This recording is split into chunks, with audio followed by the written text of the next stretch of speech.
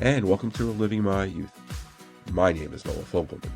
I apologize for the voice. I am battling a very bad cold, but show must go on.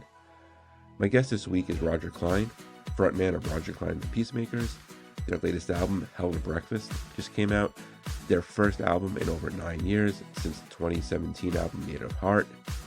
Roger talks about why the long gap between albums, the meaning of the title, Hell to Breakfast, and every time I listen to this album, I find a new favorite song. That's how good the album is. You might remember Roger's first band, the Refreshments. Their debut album, Fizzy Fuzzy Big and Buzzy, is celebrating a 30th anniversary this year. That's crazy that time flies, it really does. Their big hit, Banditos, was on that album. We talk about the song, we talk about the album. And unfortunately, like most bands, they were affected by a change in leadership of the record company. Their second album didn't really fare as well as Big and Buzzy. They mutually agreed to part ways after the second album, and Roger formed the Peacemakers, and they put out plenty of albums since. He talks about his love affair of Mexico, and as well as the Circus Mexicus musical festival that he started down in Mexico. And the Refreshments also had the theme song to the animated show King of the Hill, and it's a very funny story how that came about. Roger talks about. Really enjoy my conversation with Roger, and if you do, please rate and review the show. Here's Roger. So Roger, thank you so much for joining me today. I really appreciate your time. My pleasure, Noel. Thanks for having me. Yeah, so I want to start with Hell to Breakfast. I guess, it was well worth the wait, almost a decade since your last album. Really close to that, yeah. Our last release was Native Heart in 2017. Yeah, which I absolutely loved, by the way, as well. Yeah, so I guess the first question is, why the long gap? COVID, one thing, and the rug just got jerked out from underneath, like our enterprise being an independent rock and roll band where most of our revenues come from live appearances. When you take that away, it was really tough and scary. It took the wind out of all of us. I don't want to sound too precious here, but also the way the world reacted to it was like so much contention and so much just frustration, infighting. I thought it was a moment we could all pull together. It seems like we pulled each other apart. It was really disheartening, and I didn't want to write that sorrow, right? I didn't want to write in that feeling. I wanted to want to write again, so I waited for the joie de vivre to return, and little by little, because I'm a writer, it did. Yeah. I pieced ideas into song and then song to the band. And then we decided that we wanted to take our time in the production of the record. We had 10 really good songs that were going to make the cut, and we have a studio at our disposal, which is really nice. It's a friend of ours, and it's not far from my house. It's very central to the rest of the band. So we could go into the studio without the clock running and experiment with these songs. And a lot of them we tried on in many different ways. And so it just took time. And until we really felt the songs gel, they didn't have their final form. So, but little things, I know I'm talking too much about this creative. It's okay. Like little things happen. Like, yeah, Shube was originally just a really high tempo rocker. And then PH and Jeff, when I came into the studio one time, said, hey, we were banging around in a different key at this tempo. Any chance you would try to fit that song into this? And I was like, I'm up for the challenge, so let's try it out. And that was a happy accident. And there were lots of those. Right.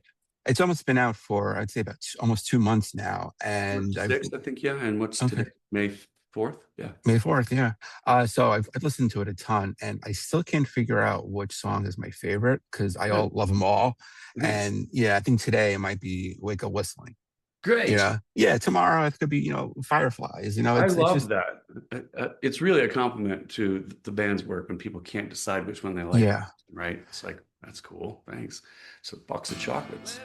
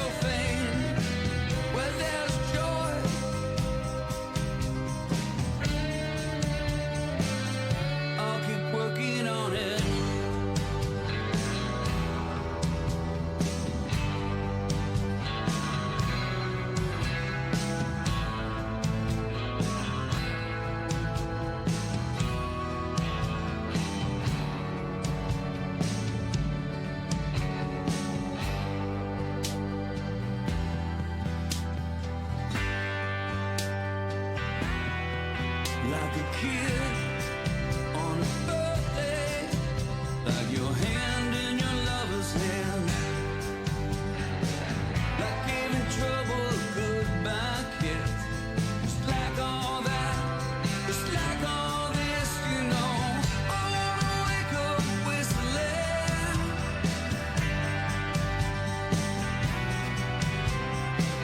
I wanna wake up whistling.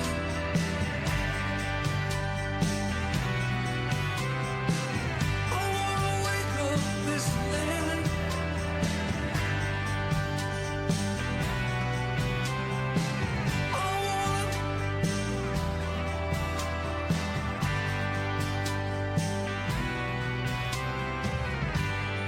Wake up.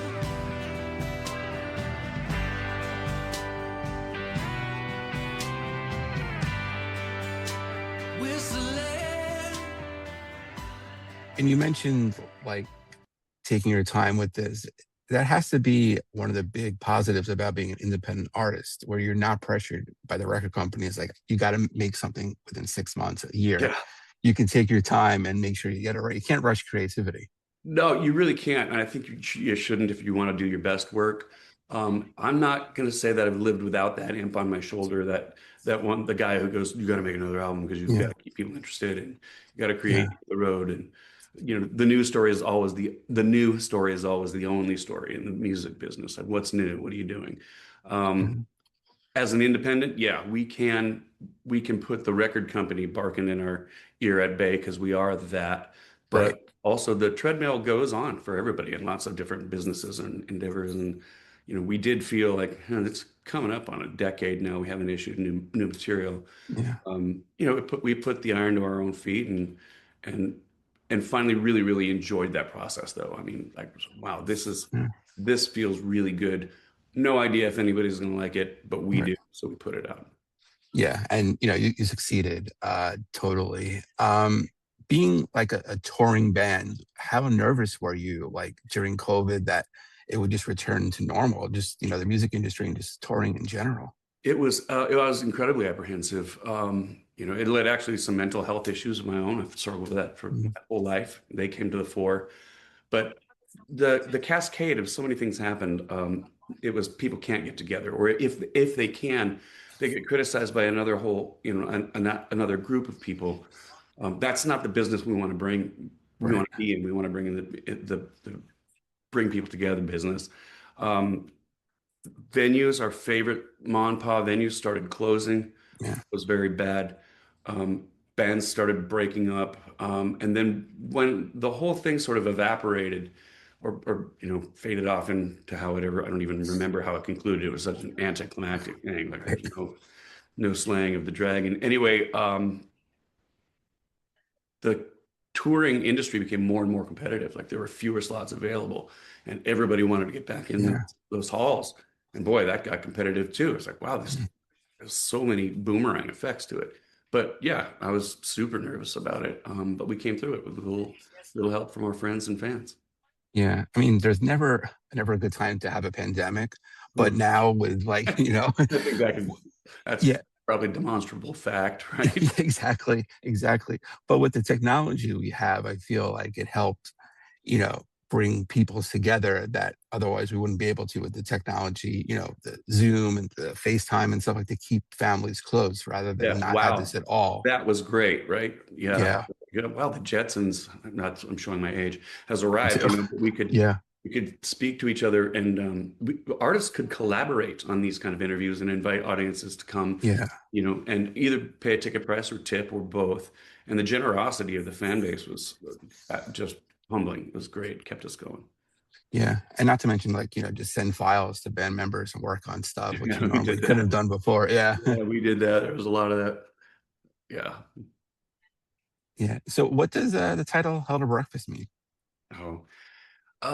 Old from my neck of the woods. I'm born in Tucson, Arizona, third generation, native here. And it's something my dad and grandfather would say. And it was usually in relationship to, I swear on this program. Absolutely. Oh, it's like, it's kind of cowboy, the shit hit the fan, right? Okay. Or things are scattered hell to breakfast all over the place. Right. Um, it also just sounds cool, and I like Yeah. being asked. Yeah. My dad said that while we were working on the ranch. We rode up, and I've been working on the ranch with him quite a bit, especially since COVID. He still runs a family cattle ranch, and we came up to a fence where two bulls had just walked through the wire to get Mhm. to the girls, right? They just Right. fence, no, and Yeah. smashed the posts and broke the wire. I remember we rode up on it, and he just got off his horse. So he goes, "Well, there's hell to breakfast." And I was like, "That just sounds cool." Yeah. And then when I was like, "Well, what it means to me is like the record took all sorts of times and places to make, so it was quite scattered, but it comes together under the title. So and it's it's very Western, which I'm a fan of. So Yeah. Hell to Breakfast came together in that way. It's just sort of an acknowledgement of the mayhem where that music was born, Yeah. came from. Yeah. And like being like a songwriter and just having, ideas kind of like just happen, like happenstance, like, with your father mentioning that, do you just remember it? Or do you have to have like, a notepad with you all the time, or you use like notes Both. on the phone and stuff like that to remember it? Both. If I don't write something down, I stand a pretty good chance of thinking, trying to remember what it was. Especially the cardinal sin of writers, actually musicians specifically, um, is like if I'll get a melody or an idea in my head in a dream state, quite literally like Yeah. sleeping or coming out of it. And I'll Right. think it's clear as a whistle. And if I go, it's no way I'm going to forget that. If I go back to sleep and I wake up, the muse has taken that Mm. inspirational way. So I keep some kind of recording device with me at all times, whether it's just to write down a title, whistle a Yeah. melody, um, whatever. I'll take any way the muse talks to get me into a song. So Right. I never, almost never Mm. don't write it down now. Yeah.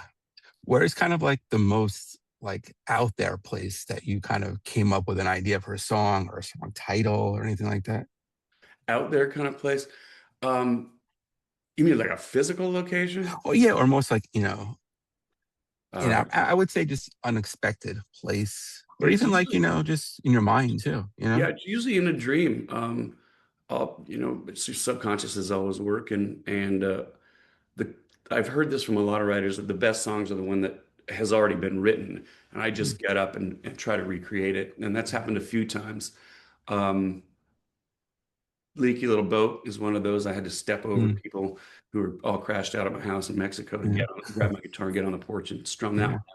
Flowering was delivered Mm. almost completely finished. There have been a few of them, um, but that's kind of the most out there. The most out there is like the most in here, and Yeah.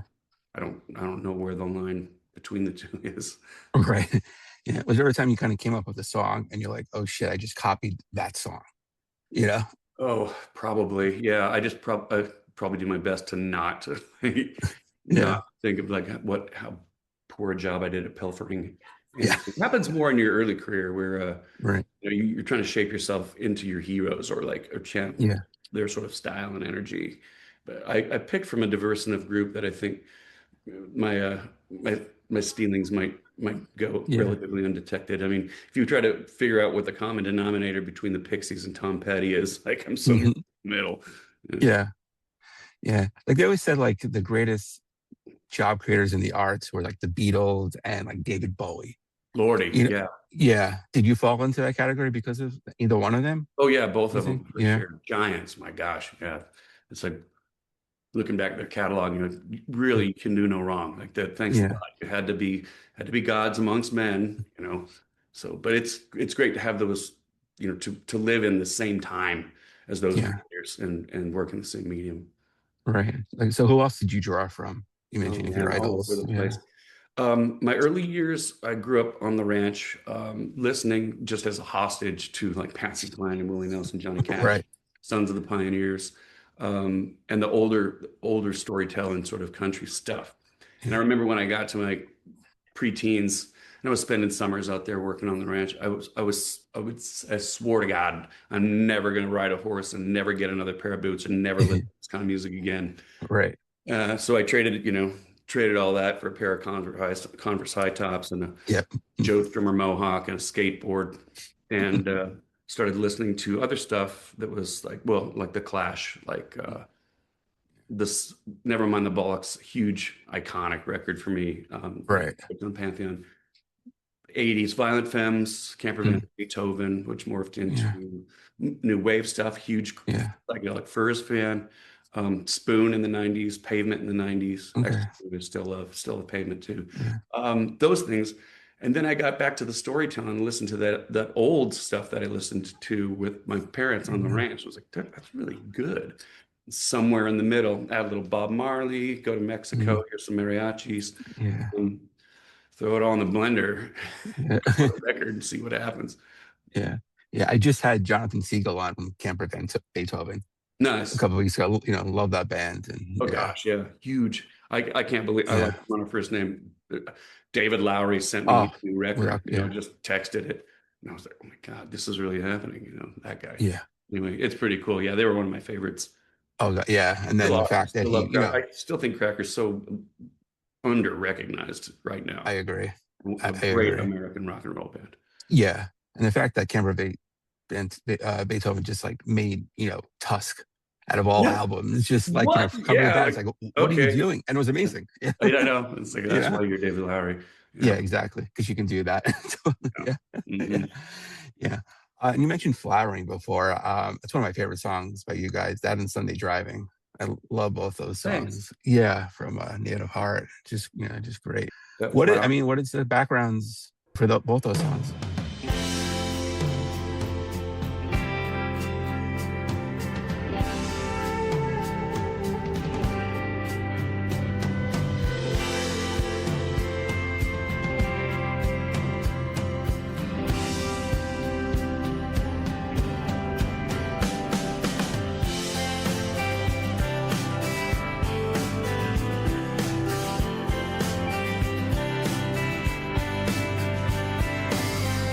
Always music on the radio, always every window down, every light, always a green light, always the fastest car in town.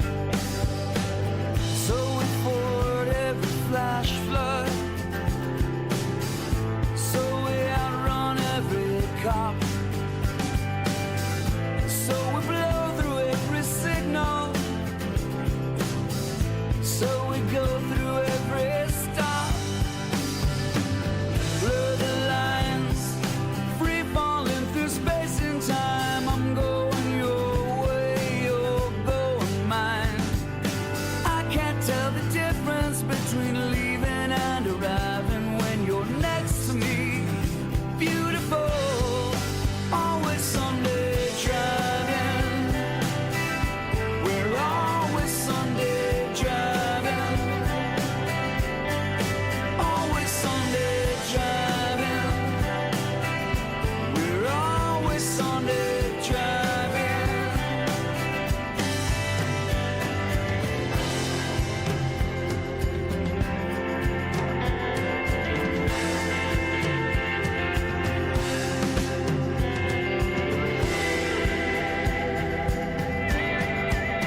Maybe we stop by the sea to pick up shells. Maybe take a photograph of ourselves by ourselves and stop feeling loneliness. Stop wishing and all this emptiness. Blur the lines, sleepwalking through space and time. I'm going your way, you're going mine. Now there's no more difference between leaving and arriving when you're next to me. We're beautiful, always Sunday driving. We're always Sunday driving, yeah. We're always Sunday driving. Always Sunday driving.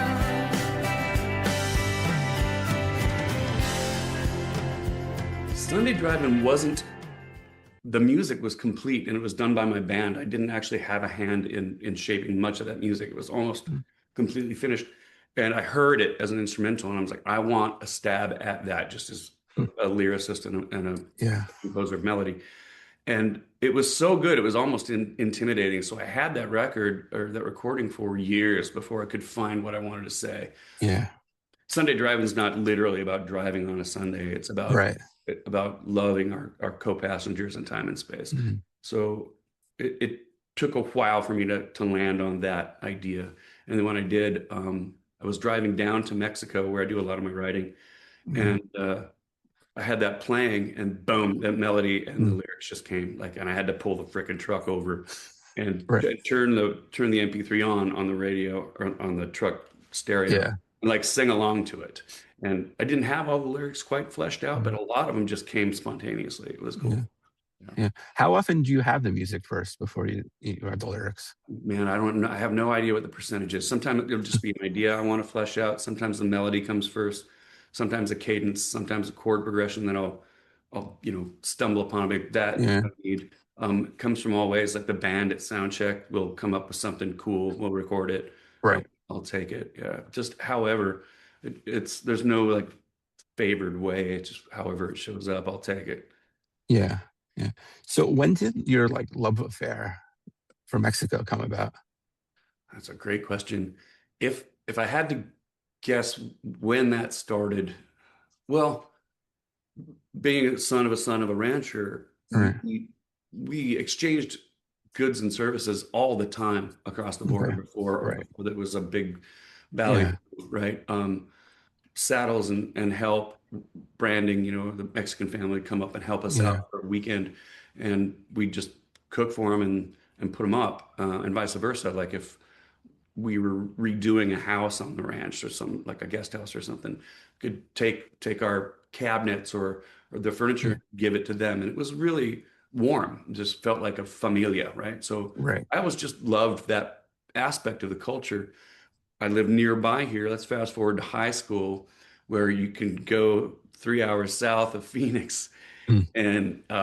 and you can ostensibly drink at 18 years old. So that was I stole away from Yeah. civilization, went down to Puerto Penasco or Rocky Point quite a bit in high school, and that has morphed into now I have a interest in a couple cantinas Mm. down there, and we have a 27-year-old 27, dang, music festival. Yeah.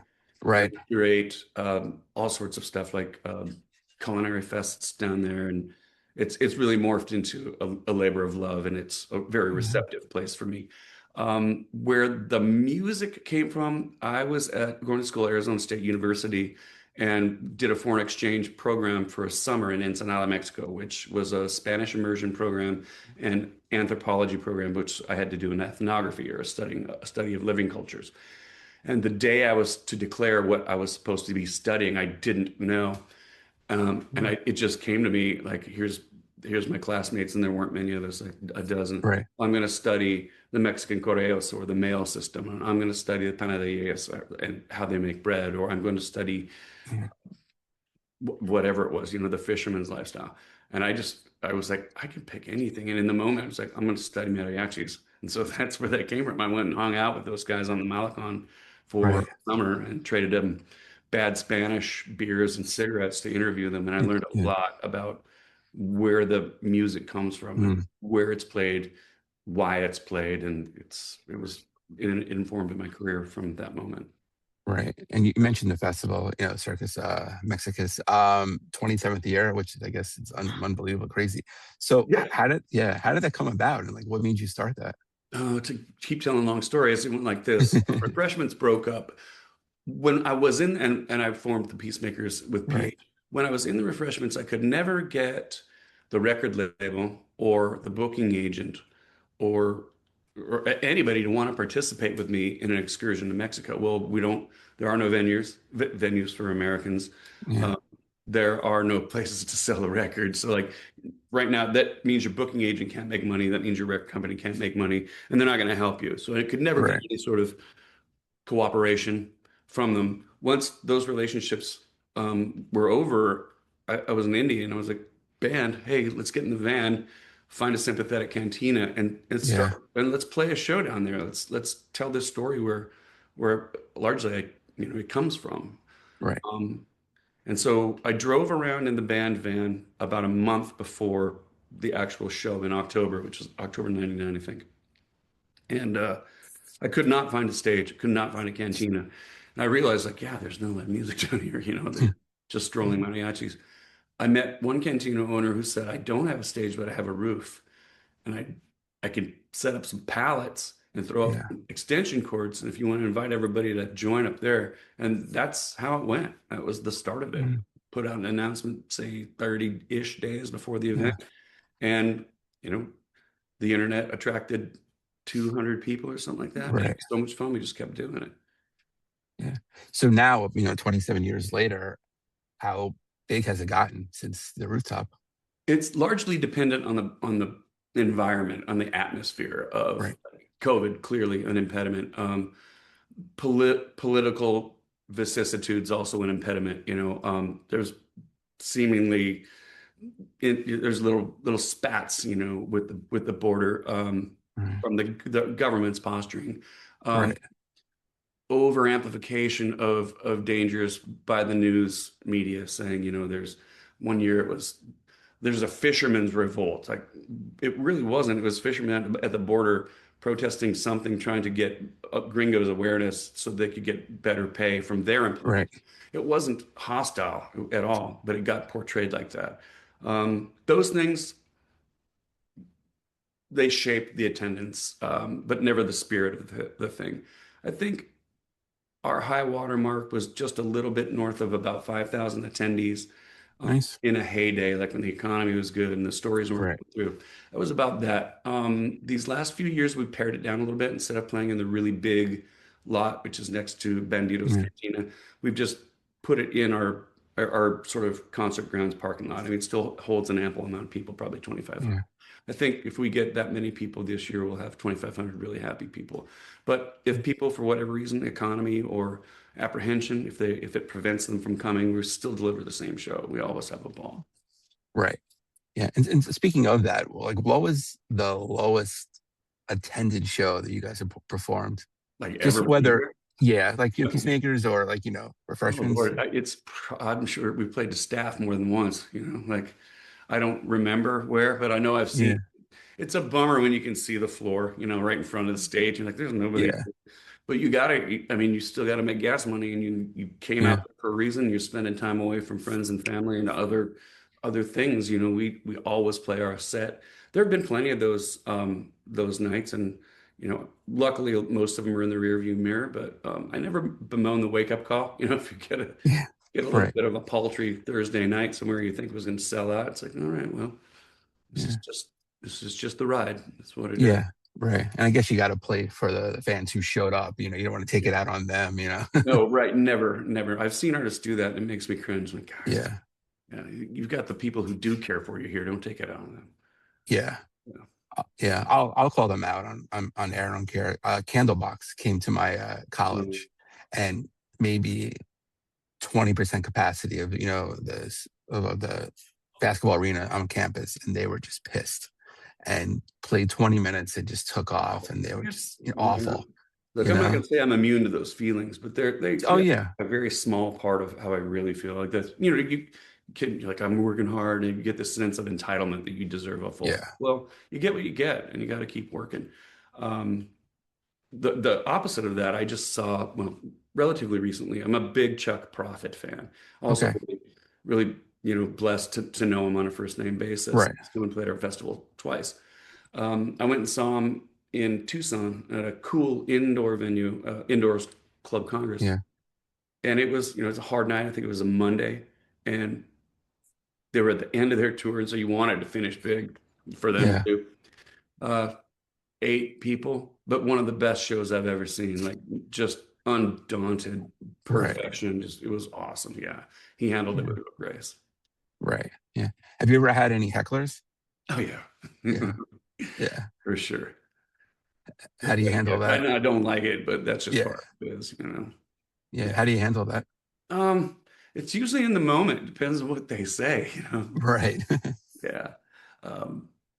I don't like throwing ire back. You know, they have to really be injurious or disturbing for me to get into it with them. I Yeah. just don't like spending that energy, especially when I got 110 decibel band behind me. I just shut them Yeah. up on a song. Yeah. Yeah, and like our segues will tighten up a little bit. There'll be no break between songs because I don't want to hear your bullshit. Right. Exactly. Yeah. Yeah. Besides, obviously, in Mexico and like, your area, like what's some of the favorite like cities for you to perform in? Oh man. I Well, there are so many of them. I love Denver. Denver's a Mm, cool, funky vibe. Um, Anywhere now outside of Austin, I really like.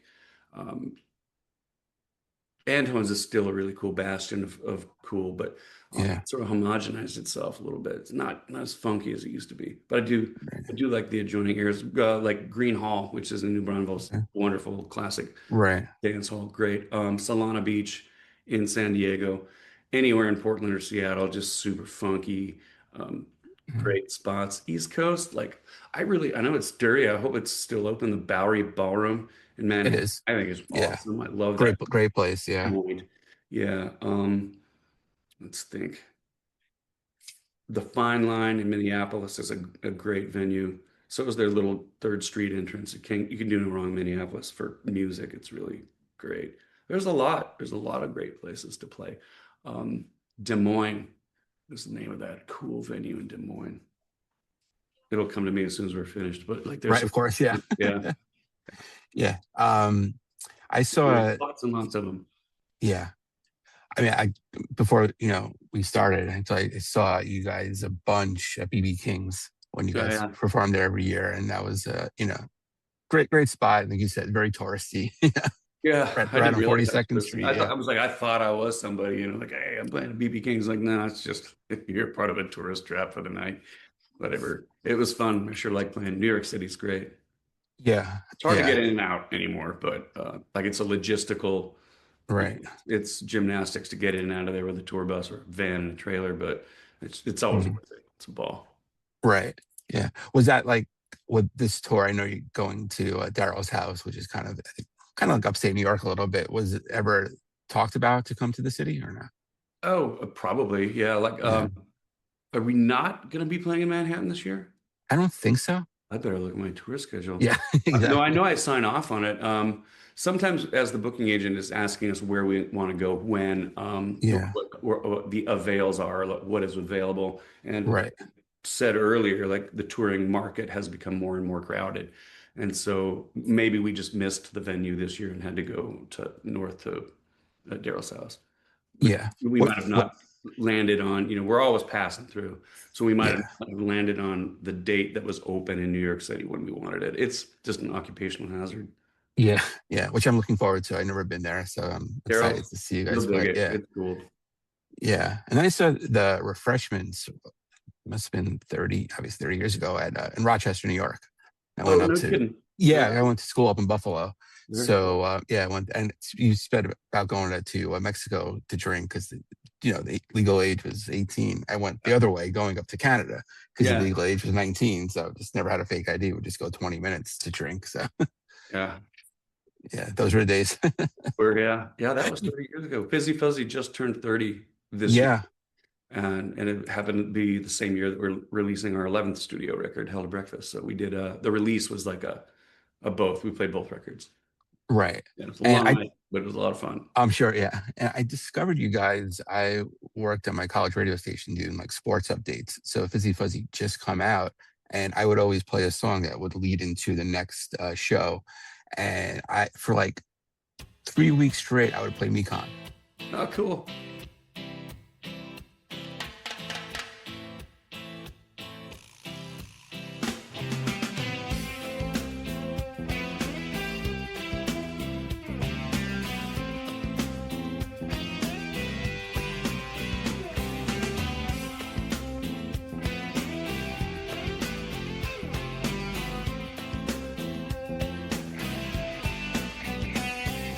Barkeep, another Mekong, please. Yes, of course you can keep the change. A new glass here for this new friend of mine. Forgive me, I forgot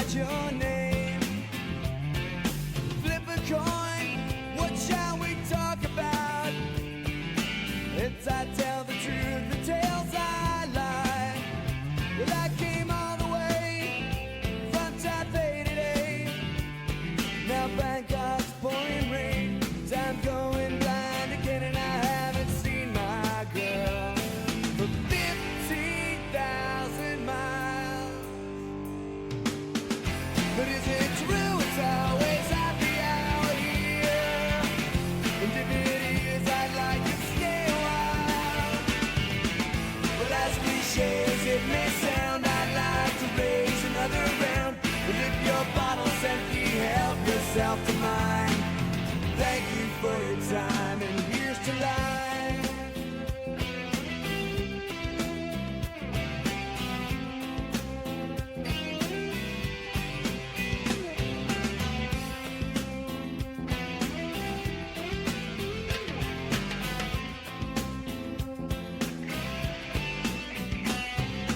Barkeep, we need to go around again.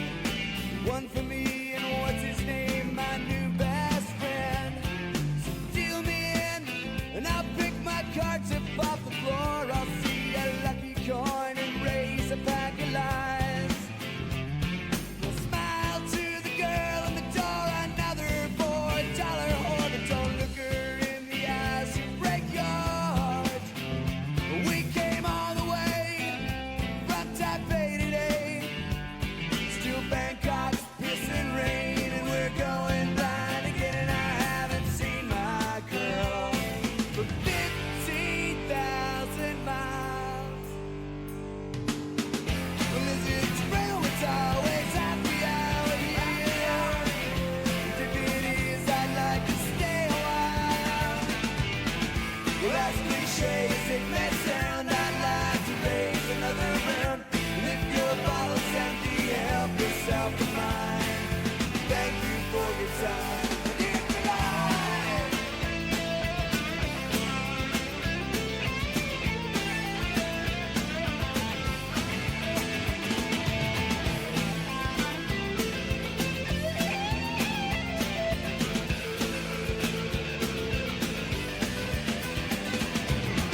Well, is it true it's always happy hour here? And if it is, I'd like to stay a while. Well, as cliche as it may sound, I'd like to raise another round. And if your bottle's empty, help yourself to mine. Thank you for your time. Well, as cliche as it may sound, I'd like to raise another round. And if your bottle's empty, help yourself to mine. Thank you for your time, and here's to life. Here's to life. Here's to life. Here's to life.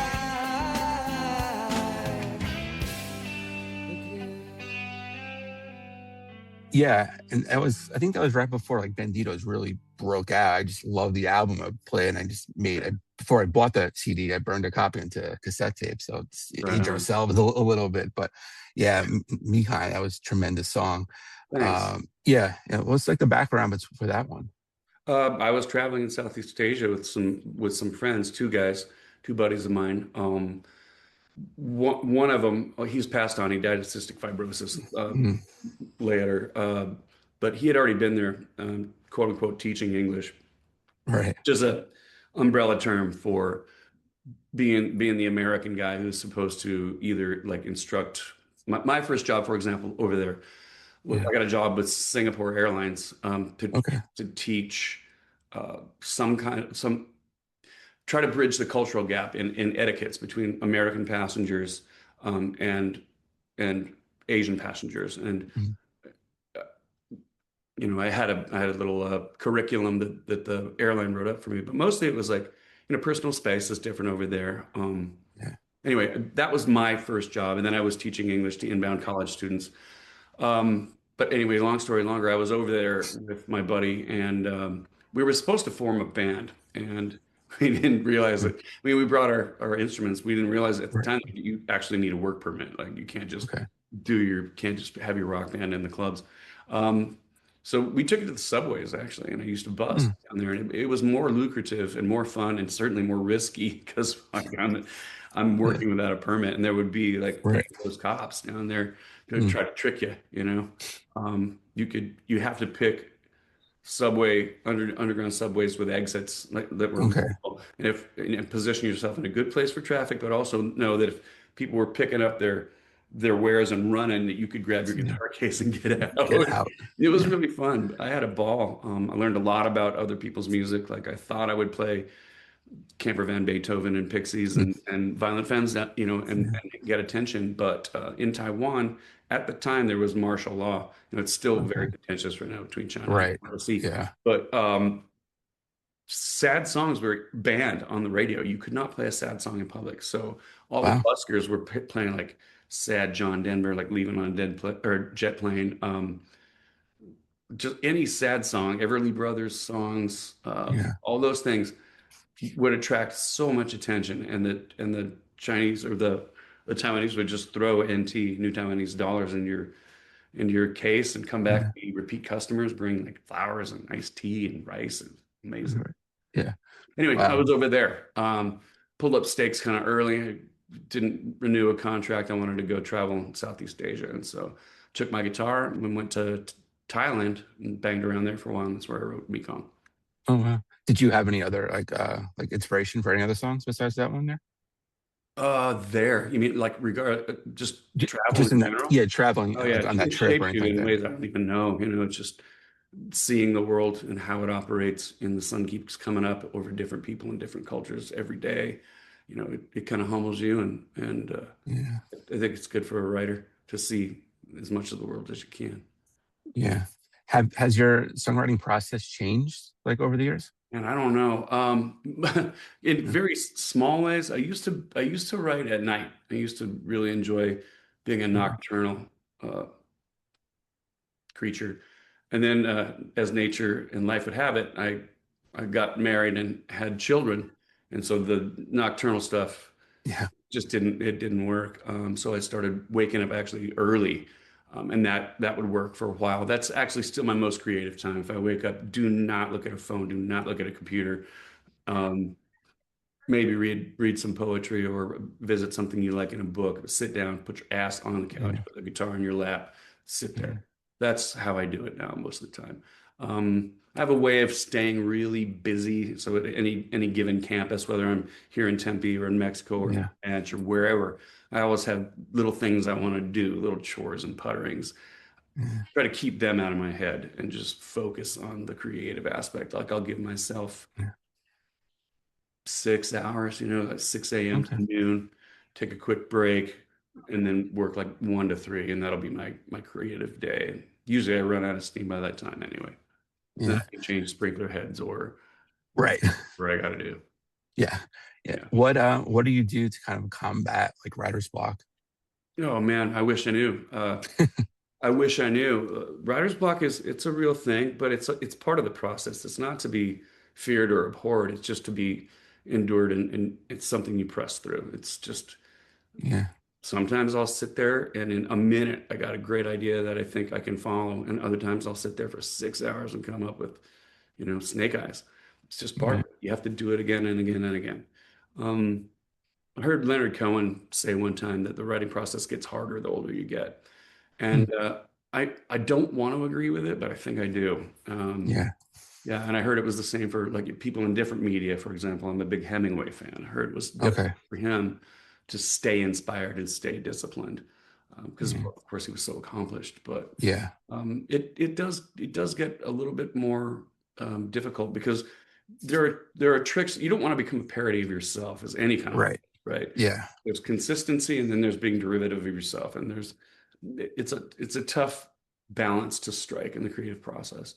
So I find that I don't want to go back and use the same devices or tricks or cliches, for lack of a Yeah. better word, that I've already used. Right. It's easy for me to go pick up a 1-4-5 and a minor six and write a pop song, right? But will it be something that I really want to that I want to live in my catalog past my years? And Yeah. I'm aiming for that stuff. I want my catalog to be really, really good. I mean, I've got some clunkers in there. I think every artist does. So of course, both. Yeah. But Right. yeah, I work for quality first. Yeah. Is it also like, because as you get older, kind of like your priorities, your attitudes change? Does that affect your songwriting? Oh yeah, for sure. I'm sure you can hear Yeah. Fizzy Fuzzy Big and Buzzy, which we were referencing before. You know, Yeah. that's a immortal, pretty angry, very Hmm. assertive young man, like Yeah. Right. daring the world to take him on, right? Yeah. Yeah. I still have a bit of that piss and vinegar, but my posture largely, I wouldn't say softened, but hopefully wizened. Yeah. The longer you get in this career, the more you realize you don't get to do it forever, and Right.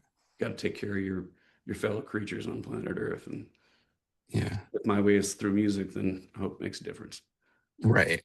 Down Together, another great song off that album. The video, what's with the monkey?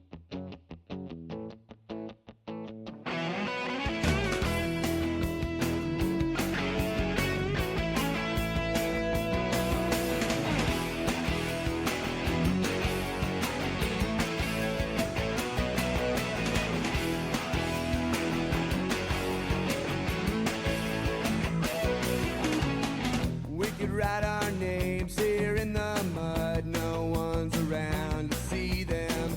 We could hang our shoes here in a tree. No one's around to steal them. I could give you a star, you could give me one too, and that way we'd be even.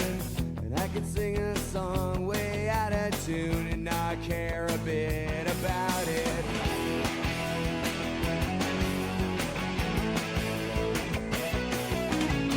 We could both wear cowboy hats and pretend that we could speak Italian.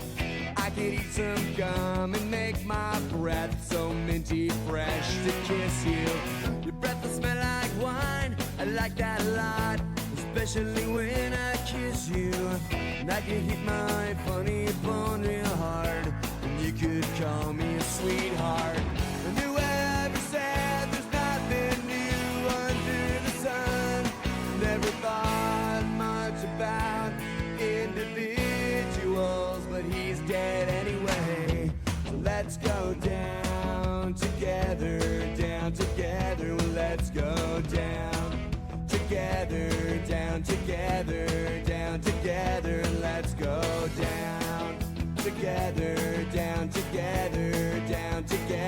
let's go down together, yeah, let's go.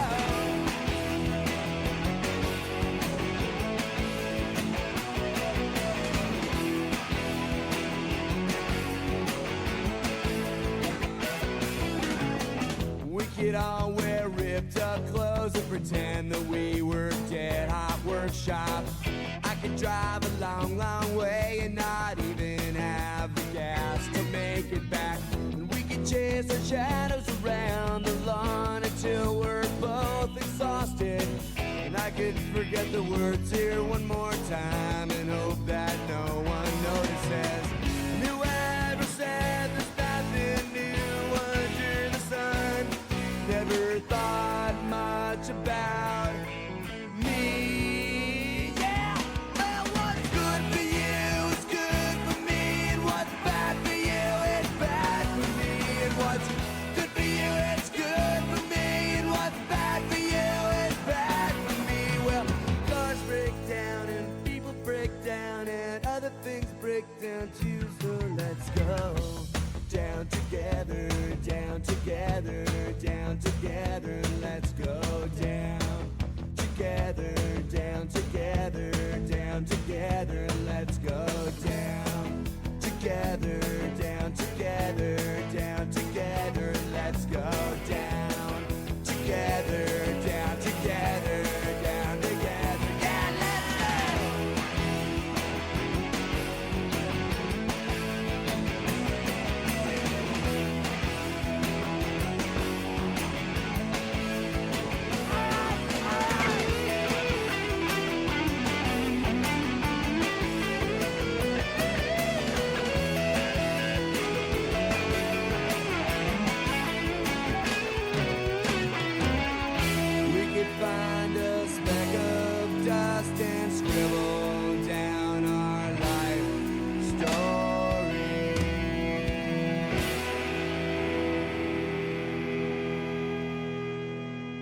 That was Brian's idea.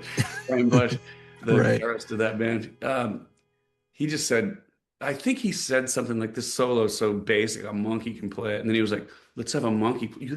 Like kind of, Right. I was like, have at it. And he got the monkey. That's why Yeah. I play the guitar solo.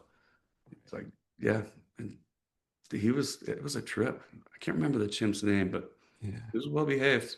But they're like, don't look him in the eye for too long. He'll pull your limbs out. Like, okay, Oh, how long is he here? yeah. Right. Exactly. Yeah. Just look down. Don't directly at him. Yeah. No. Yeah. Because then you'll need a replacement. Yeah. Yeah. Yeah. What's that song about? Oh, it's a love song. I wrote to my girlfriend at the time, who became my wife.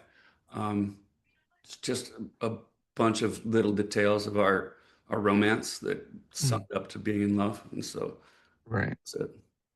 Yeah. If you're gonna Have lose yourself, we should go down together, i.e. right. together. Yeah. Yeah. Has anyone like ever come up to you, like either after a show or even just like write you a letter or something like that? How your music has affected them? In a way? Yeah. Yeah. Usually it's really good, really humbling. I appreciate that.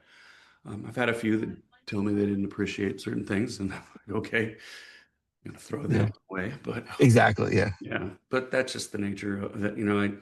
I like feeling or hearing heartfelt, things like that. I typically will entertain them, via email or post, but I don't do social media. It doesn't seem to have accountability with it. And people just say Yeah. stuff, whether bad or good, that Right. seemingly is not really reflective of the topic at the time. And it's like, wow, you're just saying that. It's an emotionally driven knee-jerk reaction, Yeah. like bad for better or for worse. Yeah. Yeah. People tend to be brave when they're behind a It's keyboard very or in front of ego-driven. one. Yeah. It's a very ego-driven place. Yeah. Quick to ire, to anger. Yeah. Yeah. Totally.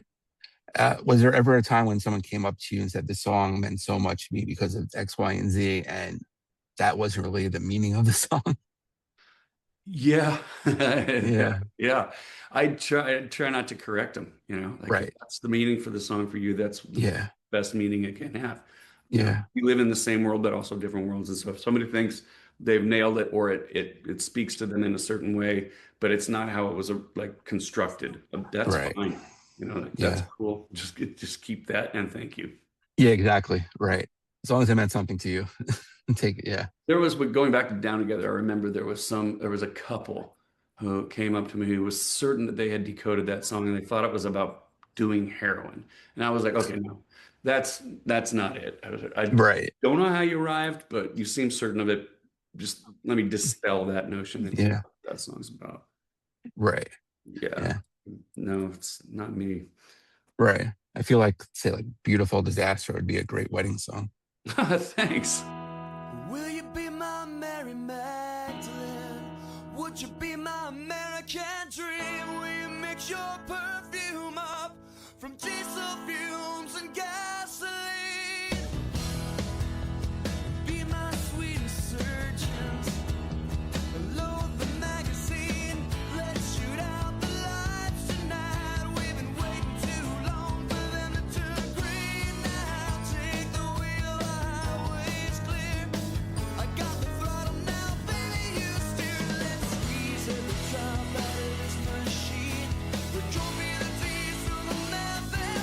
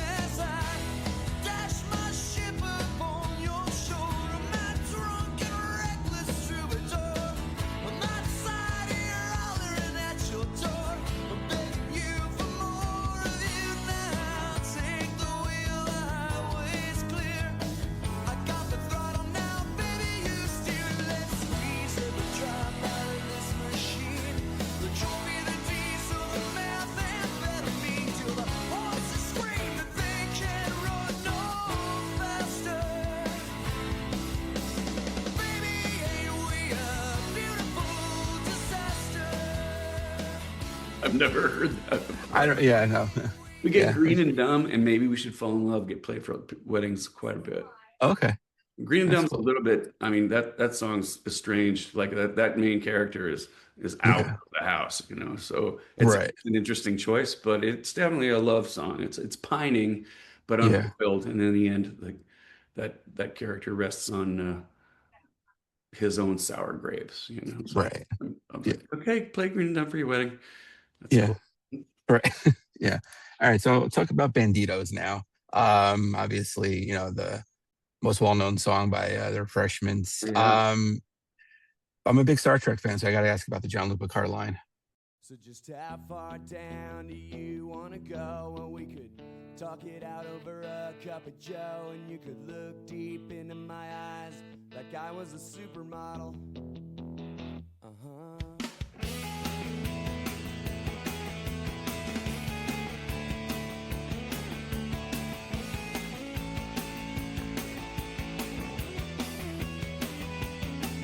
Well, it's you and me, baby, no one else we could trust. We'll say nothing to no one, know how or we bust and never crack a smile or flinch or cry for nobody. We'll give your ID card to the border guard. Yeah, your alien says you got Jean-Luc Picard of the United Federation of Planets. 'Cause he won't speak English anyway. Everybody knows if the world is full of stupid people, so meet me at the mission at midnight. We'll divvy up there. Yeah, everybody knows if the world is full of stupid people. Well, I got the pistol, so I'll keep the pesos. Yeah, and that seems fair.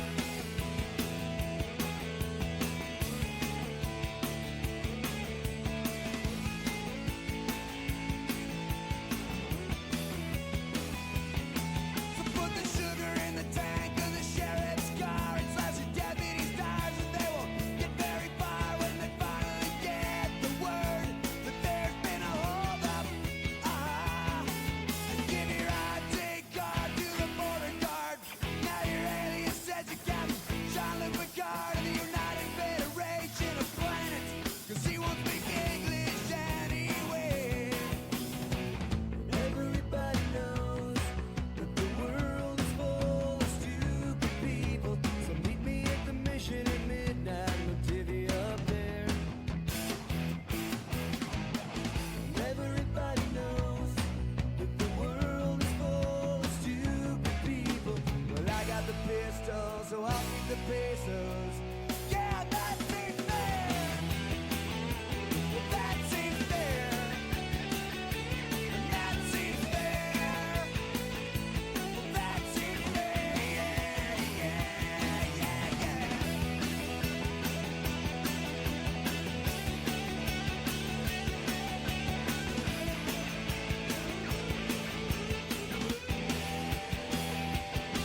We'll give your ID card to the border guard. Now your alien says you got Jean-Luc Picard of the United Federation of Planets, 'cause he won't speak English anyway.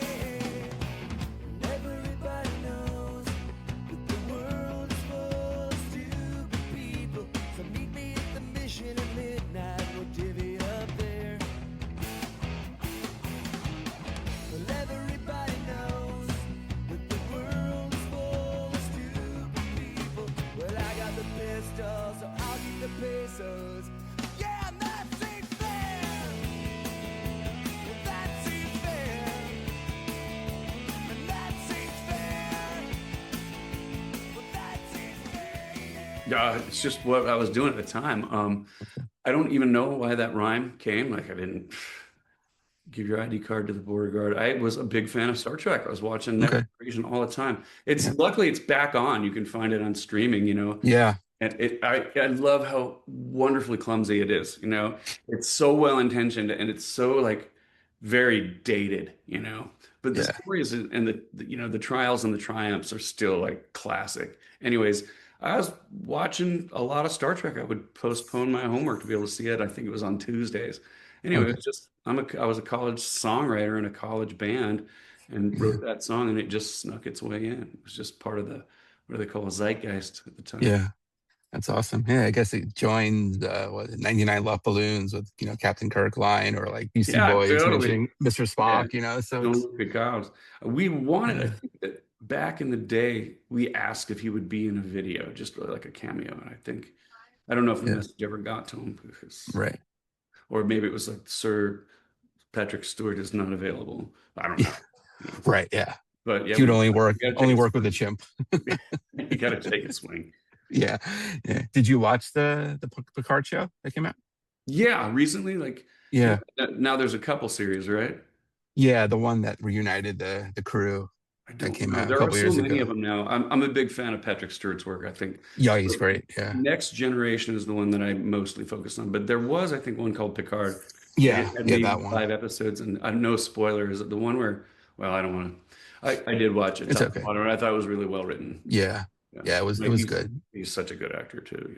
Yeah, yeah. He's really good. And then when he Brings that does like his Shakespearean elegance to the small screen and just does it with aplomb.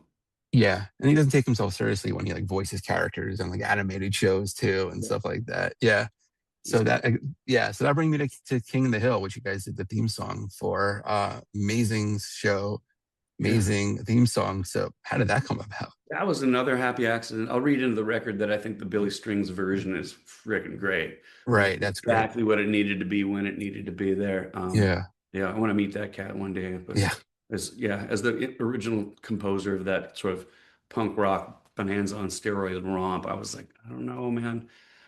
Who's gonna redo it? Just being yeah. delusional about it. And then when I heard Right. it, I was like, damn, that's out of the park good. That was an accident.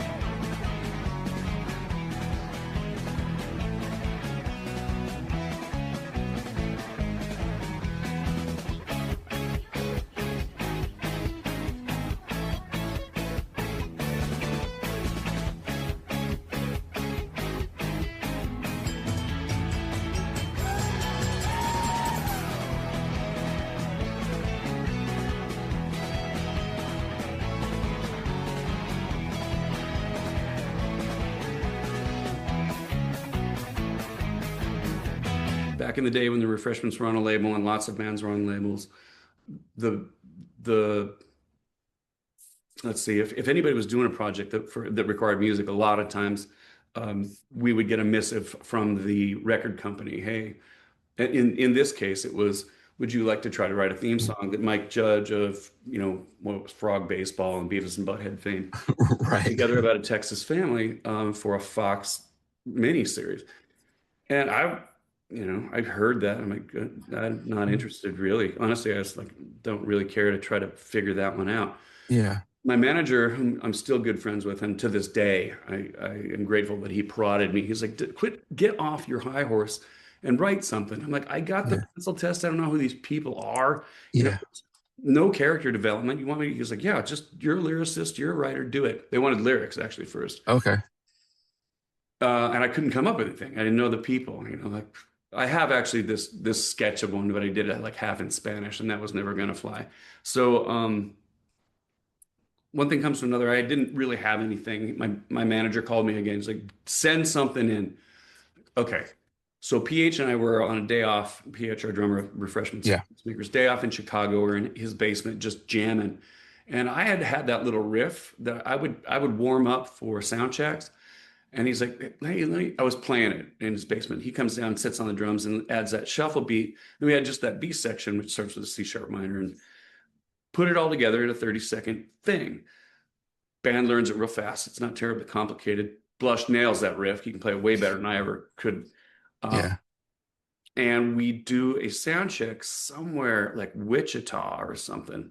No, it wasn't a sound check. It was the end of our show. Really great show. Rowdy, sudsy, beer soaked, loud, bloody show. Great stuff. At the end, I said, all right, everybody, we're about to play this next 30-second song. We're going to submit it to Fox TV for a show that's being written by Mike Judge. When we're done with this song, everybody scream and yell like it was the coolest thing you've ever heard. Ready, go. Play the song. Soundman records it. Crowd goes wild. Take the tape out. Send it to Fox. Mission accomplished. Yeah. I hear back from my manager. I remember I think I was in Philadelphia. I got my own hotel room. I remember that's a big deal when you don't have to room with your whole band. So had my own hotel room. He calls me on the landline. He's like, "Hey, I got to put you on on a conference call." I'm like, "What? Who?" He goes, "Just somebody from Hollywood, and they want to talk to you about some writing." Okay. I hold for a second, and on comes Greg Daniels, Mike Judge, Joe Boucher. On the other line, you're like, "This Roger Clyne?" Yeah. The Refreshments? Yes. And I'm like, "All right, well, this is such and such a person. So we're here at Fox, and we want to let you know, who the hell do you think you are? Like submitting a demo to Hollywood, and furthermore, like coaching the crowd as if that has any influence on us. We are professionals here, and we're here to tell you that we don't really appreciate that kind of disrespect." And so what happened was when we sent the tape in, we kept me coaching on the mic. Oh, okay. And they heard that. They were totally joking. I didn't know what to say. I was like, they're like, "We're totally kidding. You landed that. We want that for our theme song. So we're here to say thank you. We think that encapsulates the spirit of the show. So we're going to fly you to Hollywood and have you record it." And that was that. It was about that lucky. Anyway, yeah, they had me on the ropes. I thought for sure they were like I had pissed off some big dog, but they were cool. And then Mike Judge came to the Bottom of Fresh Horses recording in Austin. It was I don't remember what year that was, but he came in and brought a bottle of mezcal and we played pool. And he can't be one voice for very long at all. He's like, it was every character. Oh, okay. Yeah. Throughout the whole bottle of mezcal. Yeah, it was great. Yeah. Did you want to ask him to do a little Beavis and Butthead too? He can't help himself. He just does it. Yeah, he knows everybody. Right. Yeah. Yeah. Office Space is one of my favorite movies. What he did. And such a great movie. GPS report? Yeah, exactly. Yeah. The Bottom of Fresh Horses, I really liked the album as well. Thanks. Was there because they always say you have your whole life to write your first album and 6 months to do your second album. Was there a lot of pressure from Mercury to get that out? Yeah, it was one of the reasons that we ended up not staying with that record company. There was an administration change at Mercury right in the middle of the Fizzy Fuzzy Big and Buzzy tour cycle. We had just booked to go to Australia, Japan, and Europe. We were going to release Mekong as the second or a third single because it was Banditos then Down Together. Mekong was queued up, and I thought it would have been a really good third song, especially for international if we're going over there. Right. Right then, Mercury got bought by Seagram's, which I believe is owned by an even further flung French company. New admin came in, and as is apt to happen, this is a really common story. They want to take ownership of whatever comes next, not of what already has happened. We got left on the label with like Lucinda Williams and Bon Jovi and some pretty heavy hitters, but they canceled our tour and said, "Go now into the studio and make record number 2 because we'll take parentage of that." And I'm like, "Oh man, there's so much good left on Fizzy Fuzzy." So they cut that tour cycle off at the knees, and Mhm. it was a real bummer. Yes, so it put a lot of urgency on us to put new material out really fast. We had all sorts of internal band problems, from the cliche drugs to artistic this. Right. Some guys want to tour, some guys don't. The band was unraveling because of that moment, and it really showed the chinks in the armor. And the Refreshments, we put out Bottle Fresh Horses. I do believe there's some really good writing on there and some good recording, but it's not as strong. I mean, it's kind of a No. cult underdog kind of album, and I still like it, but I can see that it doesn't have the appeal, and it never got the push, the commercial introduction that it did, or that Fizzy Yeah. Fuzzy Big and Buzzy did. And actually, Right. let's make a long story longer. I'm pretty good at these. We were given the option to put out. They picked "Good Year for Bad Days" as a single, and it was never meant Okay. to even be on the album. And Hmm. they curtailed our choice. They're like, "No, this is it." And like, it's a B-side, man. Right. We're supposed to be able to pick the songs and the sequence. They're like, "No, that was the last ad." And so we had lost our liberty there, and Okay. that was a dud. Nothing happened at the all important radio, you know. Yeah. So they said, we would like to have 90 days to work a second single, and then determining how that single works, we'll either pick your third album on your fourth album up or not. It's called an option. Yeah. It's like, that's a shit message, you know. Like, now that's as explicitly commercial as you could possibly be. We'll try you if you succeed in this one measure, right? Exactly. I was like, we signed on Mercury as a legacy rock band, and those were the words that resonated with me. So I said no. I was forced to fight. I said, I'm not gonna. Oh. You either pick us up now, Yeah. and stick with us, or let us go. And they're like, sorry, kid. Wow. That's how that went. Yeah, that sucks. It wasn't a popular decision in the band. It was right Right. now, actually. Yeah. Yeah. What would have been the single that you guys would have chosen? Wanted was Okay. supposed to be the first signal.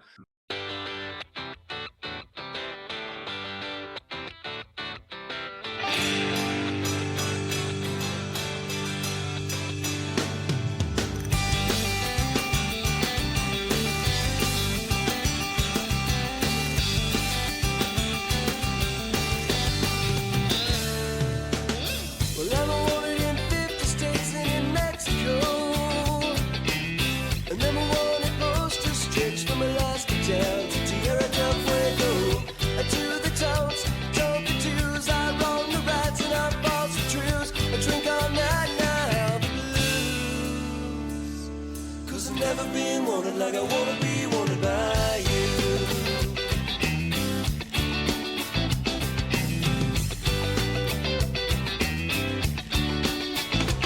Well, federales put a bullet in my sombrero. Still there ain't an hombre standing who's got the drop on this here pistolero.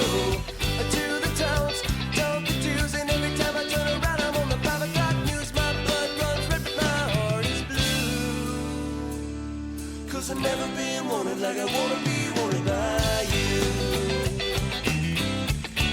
Like I wanna be wanted by you. Like I wanna be wanted by you.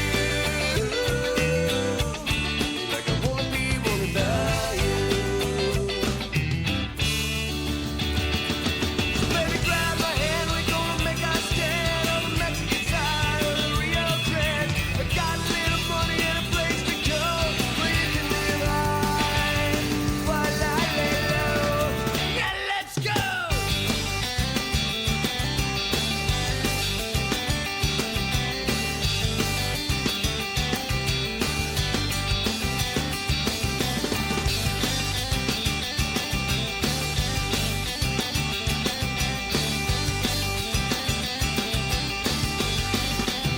I'm still wanted in 50 states and in Mexico.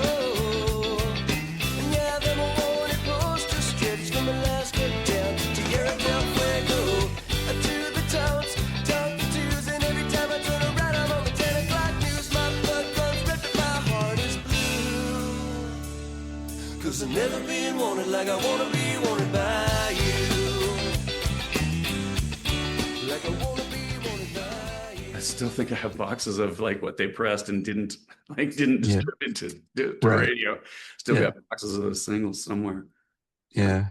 No, that was a great song. Yeah, and that, picking up where Banditos left off. I thought like yeah, revisit this character and what he's doing now. So right, yeah, and you know, because they always want like what Fizzy Fuzzy Part Two. So you figured that would have been a perfect like song. it was, and it was, Continue the I story. wrote that Yeah. song. It was in the Fizzy Fuzzy Big and Buzzy batch, like, but I didn't Okay. want to put that in there too. So that song was already written, and before we had Yeah. to go, and scramble to get 12 or 13 songs for Bottle on Fresh Horses, I just Yeah. thought it would have been too much to be in the sequence, and so Yeah. we elected to keep it back, because we thought it would be a heavy hitter and a good, introduction to the second record. Do you remember where you were the first time you heard Banditos on the radio?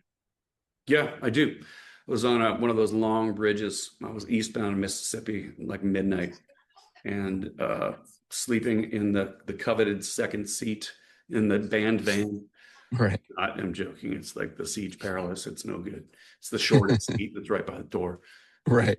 The song came on the radio, and I thought it was our tour manager playing it on our little portable CD player. Remember those things? Yeah. Oh yeah. And I was like, dude, give it a break. He's like, no, man, they're going on the radio. So everybody wakes up, turn it up loud. It was really cool. That's awesome. Yeah. What about like the most like interesting or unexpected place to hear it? Unexpected. Wow. Where was I? It was in Mexico. I was somewhere in Mexico, but not Puerto Penasco, and a band covered it. Yeah. Oh wow. Yeah. And I didn't want to be the guy who go, hey, That's me. Yeah. No, I was like, oh my God, that's good. It was cool. Yeah. I think it was That's Guanajuato or maybe San Miguel. Yeah, a cover band did it. I was walking by Yeah. a bar, and I was like, Right. wow. Yeah. Yeah. It's cool. Yeah. Was that song like easy to write? Banditos? Yeah. I'm trying to recall the process. I was just writing. I was really, really prolific then. I remember it being really fun. I don't think I labored with it too much, Yeah. just spontaneous, fun, fantasy, So Yeah. I don't think it was actually. I don't have any recollection Right. of stumbling with that one. I think it was Yeah. pretty natural. Right. And that's what they usually say with the hits, right? Yeah, Comes quickly. sometimes the opposite. Like, oh man, it was really hard to birth that one, and I never thought it would work. That happens too. Right. Yeah. And then what about the line, the world is full of stupid people? That I think it's pretty well known now. I don't remember. Maybe I remember where I was when that line came to me, but it came from my Yeah. little brother. We were roommates in college. Okay. And he's a little how do I say this, not get myself in trouble with him. He's a very passionate person. He can get kind of hot-headed. Right. He was coming home from something, and he was both in food service and a student, and angsty. Anyway, he got in an accident with somebody. Yeah. It was a stupid mistake. Right. He just came in, and I remember he threw his bus uniform on the floor, like busing uniform. Yeah. Keys, and this world is full of stupid people. I'm like, that's cool. Yeah. That's exactly the moment I need. Yeah. Yeah. A line like that, you don't have to write down, right? You'll remember that one for sure. Well, I added the everybody knows. Okay. Yeah. Isn't the other guy thinking the same thing of you? And that still holds true. That's true. Yeah. Too righteous. Remember that everybody knows. It includes others than just yourself. That is true. Do you find the Goon Squad now is relevant more now than ever?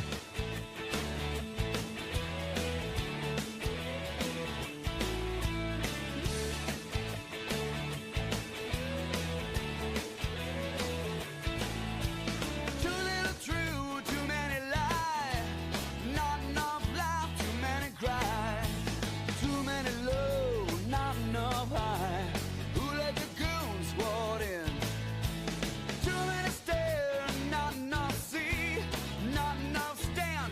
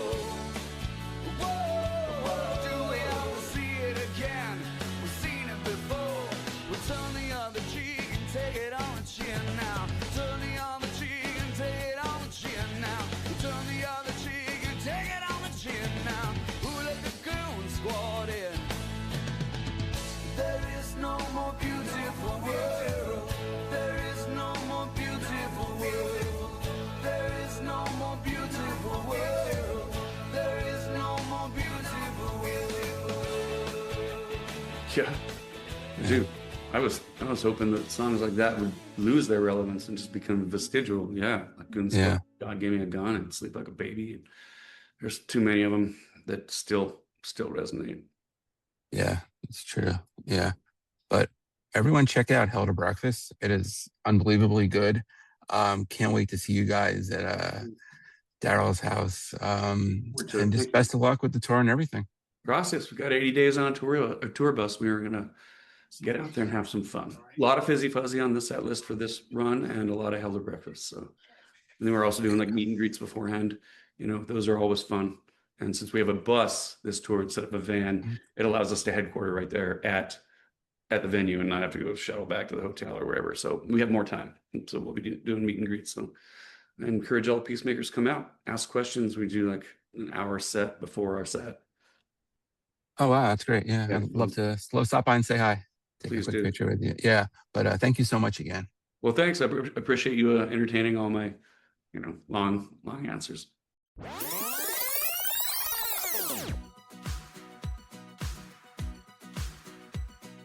And a special thanks to Roger for joining me today. Go check out Hell to Breakfast and all of the Peacemakers' other albums. They're all great.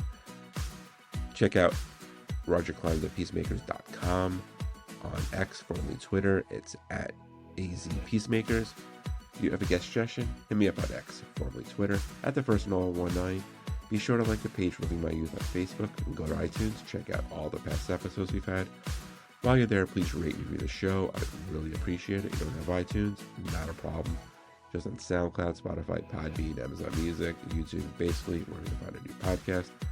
New episode will come out next week. Stay safe, everybody. We'll see you then.